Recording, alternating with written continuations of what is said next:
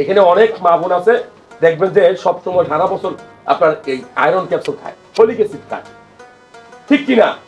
কারণ মা বোনদের পিরিয়ডের সময় অনেক বেশি ব্লাড ভাঙে, অনেক সময় ডেলিভারির সময় অনেক ব্লাড ভাঙে, অথবা আমাদেরও অনেকের রক্তশূন্যতা রোগে আমরা ভুগি।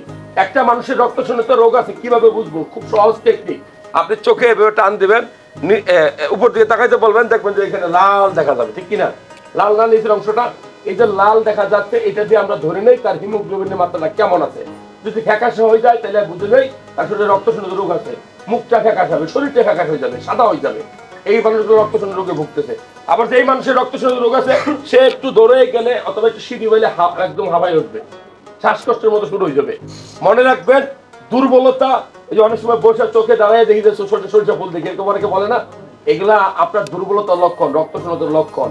মনে রাখবেন, আপনার শরীরে রক্তশূন্যতা রোগ হলে আপনি একটা টেস্ট করবেন, সেটার নাম হলো সিবিসি অথবা হিমোগ্লোবিন।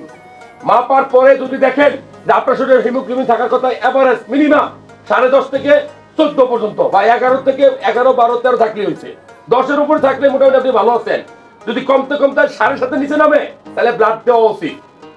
আমরা অবহেলা করি, সময় মতো আয়রন ক্যাপসুল খাই না, খাবার খাই না। আমি বলবো যে আপনি আয়রন ক্যাপসুল খাচ্ছেন, অসুবিধা নাই, কিন্তু কিছু খাবার আছে যে খাবারগুলো আপনার রক্ত তৈরি করবে।